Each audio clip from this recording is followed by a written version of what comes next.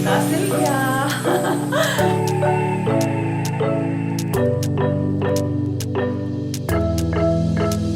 We got everything we need right here. Wine and burning chemistry. You and me alone. You and me alone. Inside of our embassy. Everything we need right here. Make me sing along. Sing along. I never thought I'd ever be stuck by you. I never thought I'd ever be stuck by you. Oh, watch me dancing in the colors, lightning blowing up a thunder, wash it over me. We got everything. चाहे घर में कितने भी काम हो, लेकिन kitchen की cleaning का काम तो रेगुलर रहता है और इसे कभी भूल भी नहीं सकते हैं। तो थोड़ी सी मैंने सेटिंग आज किचन की चेंज करी है। आप लोगों की बहुत रिक्वेस्ट आती है कि मैं किचन के लिए जो डेकोर पीसेस यूज़ करती हूँ वो कहाँ से मैं लेती हूँ, कैसे हैं। तो देखिए, जो मेरे ये डेकोर पीसेस हैं ये काफ़ी लंबे टाइम से धीरे धीरे करके मैं इकट्ठे कर रही हूँ। घर में कोई भी चीज़ इकट्ठा एक ही दिन में तो नहीं हो जाती है, टाइम लगता है। ऐसे ही ये धीरे धीरे मैंने काफ़ी लंबे टाइम में चीज़ें कलेक्ट करी हैं।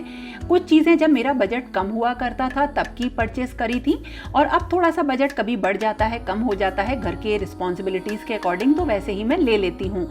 हाँ, कुछ चीज़ें जो मेरी पुरानी है वो मुझे उन दिनों का याद दिलाती हैं जो मतलब स्ट्रगल वाले दिन थे। तो उसकी वजह से मेरे पैर जो हैं हमेशा ज़मीन पर रहते हैं। हमेशा अपनी रूट से जुड़ा रहना बहुत ज़रूरी है। और हाँ, ज़रा सा पैसा आ जाए या थोड़ा सा ही आप कुछ सीख लें तो साथ में आसमान पर पहुंच जाएं, ये आदत बिल्कुल भी मत अपने अंदर डालिए। कुछ चीज़ों में जो रिफ्लेक्ट करती है वो आपकी सिंप्लिसिटी रिफ्लेक्ट करती है, या आप कितने डाउन टू अर्थ हैं। मतलब उससे आपकी पर्सनैलिटी एक अलग तरीके से डेवलप होती है और आप बहुत यूनिक और अलग दिखते हो। अपनी रूट्स पे और अपनी चीज़ों पे हमेशा एक घमंड होना चाहिए। और देखिए, अब ये तो काफ़ी लंबी बातें हो गई। इतनी ही बातों में काफ़ी सारी चीज़ें मैंने आज किचन में चेंज कर दी हैं। एक साइड का आपको दिखा रही हूँ क्योंकि धीरे धीरे मैंने बाद में किया था, इतना ही रिकॉर्ड किया है। कुछ वुडन की जो रैक्स आती हैं ये अच्छी लगती हैं, सुंदर लगती हैं। अगर आप कोई किचन के लिए रैक परचेज करने की सोच रहे हैं प्लेटफॉर्म वगैरह के लिए, तो आप इसी तरीके की छोटी वुडन रैक ले सकते हैं। और इन्हीं छोटे छोटे आइटम्स को इधर उधर करके मैंने अपनी किचन को डेकोरेट कर लिया। और एक मैंने टेबल भी किचन में रख दी है ताकि मेरा छोटा मोटा सामान रहे किचन में, क्योंकि जैसा कि आपको पता है कि मेरा किचन का साइज़ काफ़ी छोटा है। लेकिन हाँ, मुझे ये बहुत पसंद है। जो भी अपनी चीज़ होती है वो हमेशा प्यारी होती है और हमें हमेशा उस पर गर्व होना ही चाहिए। तो लो जी, सज गई किचन।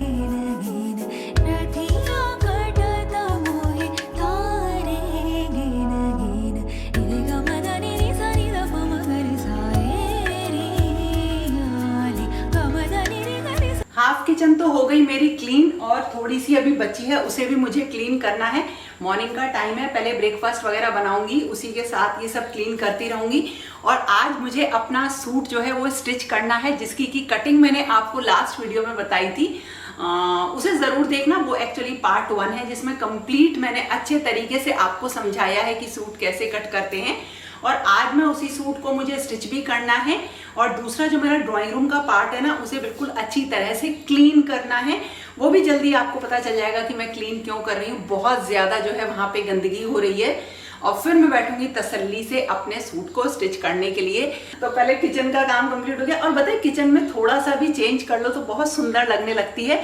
मैंने बस ये एरिया थोड़ा सा चेंज किया है क्योंकि काफ़ी सारा सामान था जो प्लेटफॉर्म पे नहीं आ पाता है, तो प्लेटफॉर्म पे नहीं आ पाता है, इसलिए मैंने उसको यहाँ पे रखा। और कोई चीज़ जब हम खुद काम करते हैं ना, तो अगर सुंदर सी रखो तो वो अच्छी लगती है। और खुश होने के लिए ना, अपने आप को खुश करने के लिए, या ये कहिए कि खुशी ढूंढने के लिए ना, हमें छोटे छोटे काम ही करने पड़ते हैं। और बड़ी चीज़ में खुशी ढूंढना तो जो है बहुत मुश्किल हो जाएगा ना एक मीडियम क्लास फैमिली के लिए, कि डेली कहीं जाना, डेली घूमना, ये सब। तो हाँ, काफ़ी जो है पतली में हो गई हूँ, काफ़ी अच्छा लग रहा है। इतनी भी नहीं हुई हूँ। और ये सारा जो वेट मैं कम कर रही हूँ, ये कर रही हूँ सिर्फ अपने फिटनेस के लिए, ताकि जो आप लोग कहते हो कि आपके अंदर एनर्जी है ना, तो वो एनर्जी आपको हमेशा दिखती रहे। तो धीरे धीरे कम हो रहा है, बड़े हेल्दी वे में मैं कम कर रही हूँ। और कितना कम हो चुका है ये तो आपको मेरे इंस्टाग्राम पे जाके पता चलेगा, वहाँ पे मैं अपलोड करूँगी। और आज जो मैं बना रही हूँ ना लंच में, वो बना रही हूँ बैंगन का बहुत ही टेस्टी भरता। आज मौसम देखो कितना अच्छा हो रहा है, बाहर बिल्कुल ग्रीनरी लग रही है, बहुत अच्छा मौसम है और मन कर रहा है कि कुछ पकौड़ी कचौड़ी कुछ बनाओ, लेकिन अभी कुछ नहीं बनना। देखो खूब बढ़िया मौसम हो रहा है। और आज मैंने यहाँ की ना काफ़ी सारी सफाई भी करी है, सब चेंज कर लिया है और यहीं रख ली है मैंने अपनी मशीन।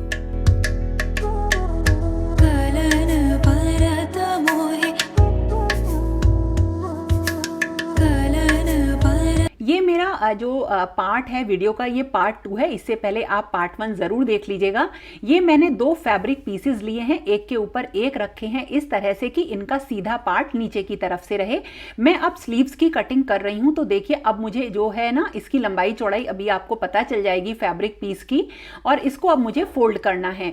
इसको फोल्ड करने के बाद हमें इसमें मार्किंग करनी है स्लीव्स की, और कुर्ती की कटिंग में लास्ट वीडियो में बता ही चुकी हूँ। फोल्डेड साइड कैमरे की तरफ है और मेरी तरफ है इसका खुला हुआ पार्ट। ये 4 फोल्ड में हो चुका है। और सबसे पहले जो मेरी स्लीव्स की लंबाई थी 17 इंच यानी 17 इंचेस, उस पे मैंने मार्क लगाया। 2 इंच और मैंने मार्जिन के लिए मार्क लगाया है और सीधी स्ट्रेट लाइन खींच ली है।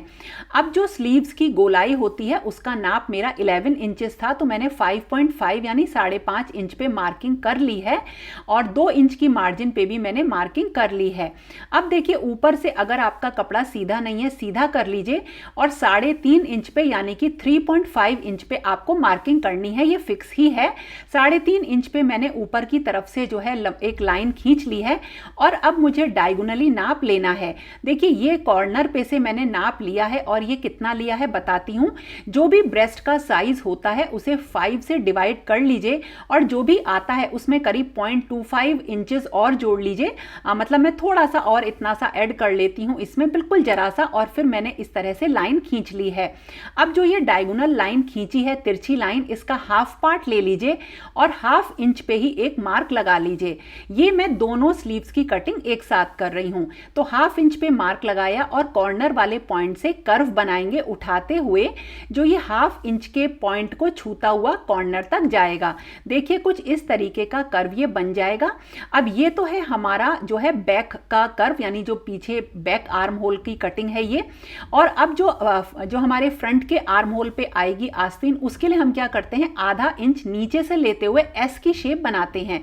देखिए थोड़ा सा अंदाजे से भी आप कर सकते हैं। ½ इंच का मार्क लगा लिया बीच के पॉइंट पे ही और इस तरह से उसे कॉर्नर के पॉइंट से मैंने मिला दिया है और ऊपर जाके जो ऊपर वाला कर्व है ना उसी से मैं मिला दूंगी कॉर्नर तक। तो ये हो गई फ्रंट की कटिंग।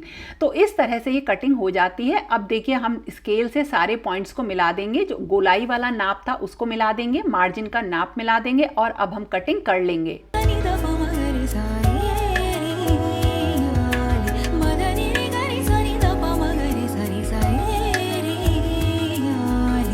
जो हमने ये स्लीव्स की कटिंग करी है ये देखिए बैक पार्ट से करी थी और जो बैक का आर्म होल था उसके अकॉर्डिंग। और अब हम इसे खोल लेंगे। खोलने के बाद बस ध्यान ये रखना है कि जो कपड़े हैं ना उसमें सीधा साइड यानी एक दूसरे के ऊपर रहे और इस तरह से। और अब हम खोलने के बाद हम एक तरफ की कटिंग करेंगे यानी कि फ्रंट के आर्म होल की कटिंग करेंगे इस तरह से। तो ये हम कट कर लेते हैं आगे का आर्म होल की अकॉर्डिंग और ये थोड़ा सा गहरा होता है। अब देखिए ये दोनों स्लीव्स कट गई हैं। जोड़ इन दोनों को आपस में इस तरीके से फोल्ड करके एक कट का निशान लगा देंगे। जब हम इसे कंधे में ऐड करते हैं ना ये तब काम में आता है। और अब हम बनाएंगे अपना नेक। अब देखिए जो मैं नेक बनाऊंगी ना वो इस तरह से बनाऊंगी, आगे और पीछे का दोनों बुकरम वाले ही मैं बना रही हूँ। तो 2 मैंने बुकरम के पीस लिए हैं और ये बुकरम के पीस की जो लेंथ और विड्थ है ये 9.5 इंचेस है, क्योंकि मैं 7 इंच का गला बना रही हूँ। जितने इंच का भी आप गला बनाएं उससे करीब 1.5 इंच आप फालतू रखिए। और थोड़ा सा बड़ा कपड़ा मैंने और ले लिया है। गला बनाने के लिए मैंने बुकरम को फोल्ड किया और फोल्डेड साइड से 3 इंच का मैंने मार्क लगाया है गले का। और डायगोनली मैंने 7 इंच, क्योंकि मैं 7 इंच का गला बना रही हूँ और उसमें 0.25 इंच मैंने ऐड किया है, उसकी भी मार्किंग लगा दी और लाइन खींच दी है 3 इंच की दूरी पर ही और इस तरह से बॉक्स बना लिया है। और अब मैं गले का कर्व दूंगी। ये कर्व स्केल आता है, आप इसको अगर बिगनर हैं तो ले सकते हैं, वैसे तो आप हाथ से भी ये गले की शेप दे सकते हैं। और अब 1 इंच की मैंने चारों तरफ जो है मैं खींचूंगी, पॉइंट बनाऊंगी, लाइन खींचूंगी बिल्कुल इसी तरीके से बॉक्स बना के। अब मैं एक गोलाई और दे दूंगी। ये मैंने 1 इंच की दूरी पर लिए हैं सारे पॉइंट। और अब हम बुकरम को जो ये गले की शेप है इसको कट कर लेंगे और हमारा इस तरह से गला रेडी हो जाएगा। और जो हमारा अब फैब्रिक का पीस है वो हमें लेना है बुकरम का जो साइज था उससे बड़ा, कम से कम 2 इंच बड़ा लीजिए। और देखिए ये हो गया गला रेडी। और अब हम इसको रखेंगे उल्टे साइड, यानी जो फैब्रिक का उल्टा साइड है उसकी तरफ। लेकिन पहले फैब्रिक को फोल्ड करिए, फोल्डेड साइड से 3 इंच का मार्क लगाइए और कट लगा लीजिए 3 इंच के निशान पर। उसका रीजन मैं आपको बताती हूँ। एक्चुअली उसका रीजन ये है कि जब आप बुकरम का गला इस पे रख के सिलते हैं ना तो वो सरकता है, जिसकी वजह से गले की शेप थोड़ी सी टेढ़ी होने की दिक्कत रहती है। तो जहां कट का निशान लगाया है बिल्कुल वहीं रखिए, पिन से थोड़ा सा इसे टक कर लीजिए। और ध्यान दीजिएगा कि जो बुकरम का गले का अंदर वाला साइड है ना उसमें बुकरम के ऊपर से आपको सिलाई करनी है। बिल्कुल किनारे किनारे यहाँ पे हम सिलाई कर लेंगे। बड़े आराम से मशीन से सिलाई हो जाती है। सफाई से धीरे धीरे करिएगा, गले में सफाई आना बहुत जरूरी होता है। धीरे धीरे करके हम इसे सिल लेंगे। और उसके बाद जो अब हमारा एक्स्ट्रा फैब्रिक होता है उसको अब हमें कट करना होता है। देखिए ये सिल गया है। अब एक्स्ट्रा फैब्रिक करीब एक आधा इंच के करीब आप साइड से बिल्कुल गले की शेप में कट कर लीजिए और इसमें छोटे छोटे कट के निशान लगाइए, क्योंकि अब हमें इसको मोड़ना है बुकरम के ऊपर। छोटे छोटे कट के निशान लगाने के बाद इस तरह से मोड़ना है और इसके ऊपर बिल्कुल किनारे किनारे हमको सिलाई कर देनी है और एक हमारा बिल्कुल परफेक्ट गला तैयार हो जाएगा। धीरे धीरे सिलाई करिएगा। और देखिए इस तरह से ये गला रेडी हो गया है। और अब हम क्या करेंगे, अपना जो कुर्ता है उसमें से सिलेंगे, लेकिन उससे पहले जो ये एक्स्ट्रा फैब्रिक है इसे ध्यान से कट कर दीजिए। और मैं आगे और पीछे दोनों का गला इसी तरीके से बना रही हूं, तो ये मेरे दोनों गले रेडी हो गए हैं। अब देखिए इन्हें हमें लगाना है अपने कटिंग पर, जो हमारा कुर्ता है उस पर। ये मैंने फ्रंट साइड का कुर्ता लिया, सीधी तरफ से रखा है और इसमें जो बिल्कुल बीच का पॉइंट है उसमें हम अपने इस गले को, जो बुकरम का गला है, उल्टा करके रखेंगे। और ये खसके नहीं, इसके लिए बीच में हम थोड़ी सी बिल्कुल जरा सी कच्ची सिलाई कर दीजिएगा, बुकरम के ऊपर मत करिएगा, इससे गला बिल्कुल हिलेगा नहीं। देखिए ये मैंने छोटी सी सिलाई कर दी है। और अब हमें क्या करना है, इसमें सिलाई लगानी है। जो हम इसमें सिलाई लगानी है वो हमें इस तरह से लगानी है, किनारे किनारे अंदर की तरफ, जो कि बुकरम के ऊपर नहीं होगी, बुकरम के बाहर होगी। बिल्कुल आप ध्यान दीजिएगा इस चीज का। और जब ये सिलाई लग जाएगी तो हम सिलाई से थोड़ा सा दूर पे कटिंग अंदर की तरफ से कर देंगे और इस तरह से ये हमारा गला तैयार हो जाता है। देखिए अब हम इसे चाहें तो पलट के अभी हम तुरपन कर सकते हैं, लेकिन अच्छी फिनिशिंग के लिए आप क्या करिए, इसको थोड़ा सा आप ऊपर से एक सिलाई दीजिए। ये बहुत जरूरी है, इससे बहुत अच्छी फिनिशिंग आती है। इस तरह से करिए और ऊपर से देखिए इस पे बीच में बिल्कुल जहां दोनों सिलाई मिल रही हैं वहां पे हमें सिलाई करनी है। और जो नीचे का कटा हुआ पार्ट है उसे बुकरम के साइड ले लीजिएगा। अब ये हमारा गला इस तरह से रेडी हो जाता है और इसे अब हम अंदर की तरफ मोड़ लेते हैं। बिल्कुल बढ़िया परफेक्ट ये गला रेडी होगा। और एक चीज और है, अब मतलब इससे फिनिशिंग बहुत अच्छी आती है और वैसे हम बुकरम के बगैर भी गला बना सकते हैं। अब हमें क्या करना है, अंदर की तरफ से बिल्कुल बारीक बारीक इसमें उल्टे साइड से हम कर लेंगे तुरपन। और इस वक्त मौसम हो रहा है बहुत अच्छा, इसीलिए मैंने ड्राइंग रूम में आज अपनी मशीन रख रखी है। सामने बिल्कुल पेड़ पौधे दिखाई दे रहे हैं ना, तो बड़ा अच्छा सा फील होता है। ऐसा भी नहीं, बोरियत सी भी नहीं आती है काम करने में। और इधर डाइनिंग टेबल पे मेरी चल रही है कटिंग। और हाँ, एक छोटी सी चीज मेरी टूट भी गई आज, इसी चक्कर में बताऊंगी अभी आपको। और अब उल्टे साइड से मैं आगे और पीछे के जो मैंने गले ये बना लिए हैं इनको आपस में कंधे से मैं जोड़ लूंगी। बिल्कुल आराम से देखिए उल्टे साइड से हम इनको जोड़ लेंगे और गले बिल्कुल परफेक्ट आए हैं, जैसी शेप में चाहती थी बिल्कुल वही शेप आई है। और अब जो मैं आपको सिलाई का तरीका बताऊंगी ये बहुत ही आसान है। तो जैसा कि मैंने कहा कि सबसे पहले हम जो सिलाई शुरू करते हैं कंधे जोड़ने से करते हैं। और ये मैंने क्रॉस का निशान फ्रंट के साइड पे लगा दिया है। दोनों कंधे जुड़ जाएंगे तो देखिए अब हम इसमें जोड़ेंगे स्लीव्स को। ये आगे का जो आर्म होल होता है ये छोटा कटा हुआ है और पीछे का बड़ा है। और बिल्कुल इसी तरीके से हम जो स्लीव्स का छोटा पार्ट है ना, जो अंदर गहरा कटा है, उसको हम लगाएंगे। बिल्कुल मिड पॉइंट पे हमने निशान लगाया है, उसको हम जोड़ेंगे कंधे से और इस तरह से हम स्लीव्स को इसमें अटैच कर लेंगे। कटा हुआ हमेशा ध्यान रखिएगा फ्रंट साइड में हमको लगाना है। और अगर आप बिगनर हैं तो पहले एक कच्ची स्टिच कर लीजिए गले पर और उसके बाद ही सिलाई करिए। इस तरह से गला बिल्कुल परफेक्ट बनता, स्लीव्स बिल्कुल परफेक्ट जुड़ती हैं। बहुत सारे लोग स्लीव्स को बाद में अटैच करते हैं, लेकिन मैं आपको ये बहुत ही आसान तरीका बता रही हूँ। और देखिए ये बढ़िया तरह से स्लीव्स इसमें लग गई हैं। और अब हमें करनी है साइड में सिलाई। साइड में सिलाई करने से पहले हमें देनी पड़ती है फिटिंग। तो एक साइड तो हमारे निशान लगे हुए हैं फ्रंट के साइड में, और हमें सेम निशान लगाने हैं दूसरे साइड में। बहुत अच्छा तरीका बताती हूँ, वैसे आप इंची टेप से भी कर सकते हैं। चौक से उसी मार्किंग को थोड़ा सा आप डार्क कर लीजिए, गाढ़ा कर लीजिए, और इसे पलट के आप दूसरे साइड बिल्कुल मिला के कायदे से रख दीजिए। बिल्कुल नाप का ध्यान रखिएगा, और ऊपर से थोड़ा सा इसे थपथपा दीजिए। जो चौक की डस्ट होती है उससे सेम मार्किंग दूसरे साइड में बन जाती है। और देखिए कितनी परफेक्ट ये मार्किंग बन गई है। आप इसे इंची टेप से भी फिटिंग कर सकते हैं। अब इसको थोड़ा सा गाढ़ा करके अब हमें सिलाई करनी है। तो मैंने जो आस्तीन है, स्लीव्स हैं, उसके नीचे सिलाई कर ली है, और चाक से शुरू करके हम पूरी जो है सिलाई ले जाएंगे आस्तीन तक दोनों साइड में। और इसी तरह से हम नीचे की तरफ की भी सिलाई कर लेंगे। इस तरह से देखिए सिलाई करने के बाद ये कुछ हमारी कुर्ती इस तरह से रेडी होती है। नीचे भी मैंने इसमें सिलाई कर ली है बिल्कुल सही। अब जो रह जाता है वो रह जाते हैं चाक बनने। चाक बनाना बहुत आसान है। देखिए नीचे के ये खुला हुआ पार्ट है, इसको बिल्कुल बराबर हमें मोड़ना पड़ता है। और जब मोड़े ना तो इसमें थोड़ी सी पिंस लगा लीजिए आप, ताकि ये बिल्कुल बराबर आए, परफेक्ट आए।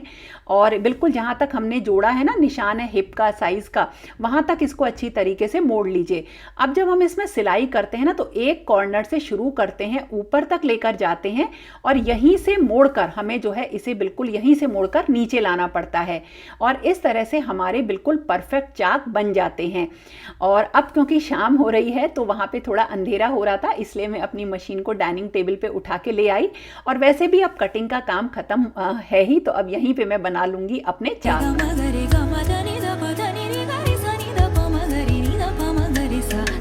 और बहुत आसान होता है किसी भी कुर्ती को स्टिच करना, कुर्ते को स्टिच करना, और 2 घंटे में बन जाता है बहुत आराम से। अब इस वक्त हो रही है शाम, और अब थोड़ा सा काम घर का करना है, डिनर वगैरह। मैं ना यही डाइनिंग टेबल पे बैठ के इसे बना रही थी, सिल रही थी कुर्ते को। तो तभी देखो क्या हुआ, ये मेरा यहाँ पे डाइनिंग टेबल पे एक बहुत ही सुंदर येलो कलर का पाइनएप्पल रखा रहता था ना, ये देखो ये गिर के टूट गया। हुआ क्या, मैं जब आपको कट करके दिखा रही थी तो ये थोड़ी छोटी पड़ रही थी, इसीलिए मैंने मशीन को ना वहाँ सेट किया कि यहाँ पे आपको कट करके दिखाती रहूँगी, मतलब अच्छे से आपको क्लियर हो जाएगा। तो इस पे जो ये रनर बिछा है ना, जैसे ही मैंने इसे साइड किया वो एकदम से मतलब ये गिर गया। अब इसे भी मुझे जोड़ना है, बहुत नुकसान हो गया। कोई बात नहीं, सही कर लेंगे, कोई चीज़ दिक्कत नहीं, इसे क्विक फिक्स से जोड़ लूँगी मैं।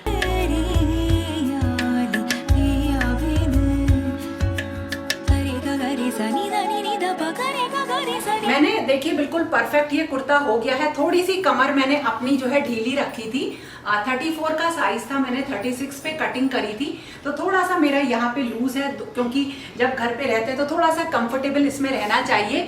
तो इस तरह से ये टास्क मेरा पूरा हुआ। अगर आप लोगों को कुछ भी पसंद आया हो तो लाइक जरूर करना, और हाँ, इस वीडियो को देखने से पहले आप कटिंग का पार्ट 1 वाला वीडियो जरूर देखिएगा। तो दोस्तों, पसंद आए लाइक करना, कमेंट करना, शेयर करना, और फिर मिलेंगे एक नए और इंटरेस्टिंग वीडियो के साथ। तब तक के लिए okay friends, thank you and bye bye.